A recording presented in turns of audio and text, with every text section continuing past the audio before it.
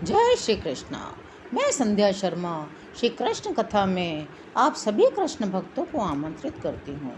जब बलराम जी प्रभास तीर्थ को तीर्थ यात्रा करते हुए लौटे तो उन्होंने ब्राह्मणों से सुना कि अधिकतर क्षत्रिय कुरुक्षेत्र में मारे जा चुके हैं। उन्होंने यह सुनकर स्वयं को मुक्त अनुभव किया कि विश्व का भार घट चुका है। श्री कृष्ण और बलराम जी उच्चाभिलाषी क्षत्रिय राजाओं द्वारा उत्पन्न सैन्य शक्ति के भार को घटाने के हेतु ही इस धरती पर प्रकट हुए थे। जीवन की परम आवश्यकताओं से संतुष्ट न होकर लोग महत्वाकांक्षा पूर्वक अन्य आवश्यकताओं की उत्पत्ति करते हैं। उनकी अवैधानिक कामनाओं का अवरोधक प्रकृति के नियमों अथवा भगवान के नियमों द्वारा किया जाता है, जो अकाल, युद्ध, महामारी इस प्रकार के अनर्थों के रूप में प्रकट होते हैं। श्री बलराम जी ने सुना, यद्यपि अधिकतर क्षत्रियों की मृत्यु हो गई थी, तथापि कुरु अभी भी युद्ध में संलग्न हैं। वे युद्ध स्तर पर उसी समय लौटे जब भीमसेन और दुर्योधन द्वंद्व युद्ध में संलग्न थे। दोनों का शुभ चिंतक होने के कारण बलराम जी इन्हें रोकना चाहते थे, परंतु वे दोनों ही रुकने को तैयार नहीं थे।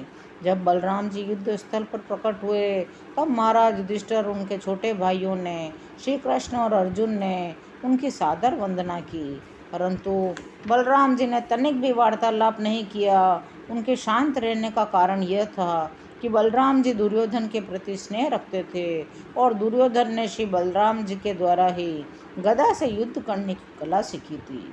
इस प्रकार जब उनका युद्ध चल रहा था, महाराज युधिष्ठिर और अन्यों ने सोचा दुर्योधन का पक्ष लेने श्री बलराम वहां आ सकते हैं, अतः वे शांत रहे।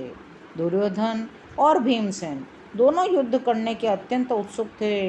असंख्य दर्शकों के मध्य में वे एक दूसरे पर कलात्मक रूप से आक्रमण करने का प्रयत्न कर रहे थे।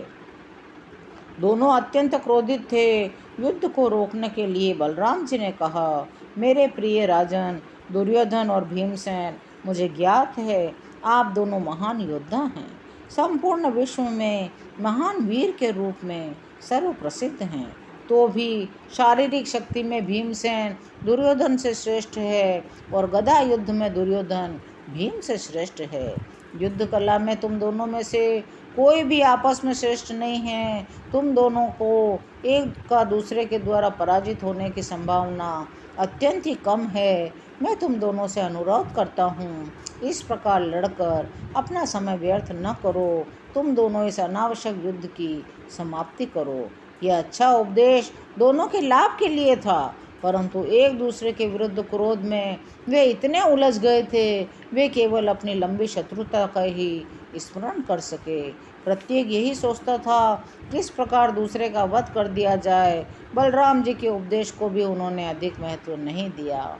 इसे प्रारब्ध समझते हुए श्री बलराम जी इस विषय में आगे कुछ नहीं कहना चाहते थे, अतः वहाँ पर न ठहर कर उन्होंने द्वारका लौटने का निर्णय किया। जब वे द्वारका लौटे तो उनके संबंधियों और मित्रों द्वारा अत्यंत उत्साह के साथ उनका स्वागत किया गया।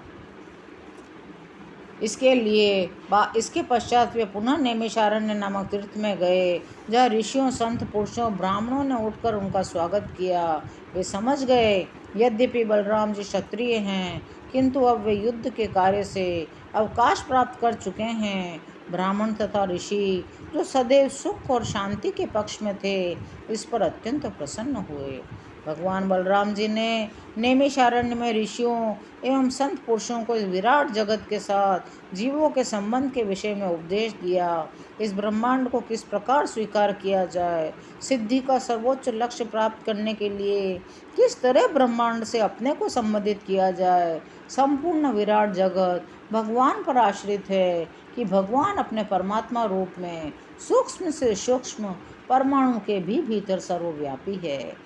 इसके पश्चात श्री बलराम जी ने अवभृत स्नान किया, जिसे यज्ञ संबंधी क्रियाओं की समाप्ति के उपरांत स्वीकार किया जाता है।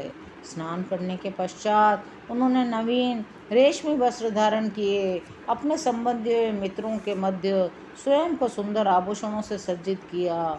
बलराम जी स्वयं भगवान अनंत हैं। वे शरीर, मन, बुद्धि की समझ के क्षेत्र से परे हैं।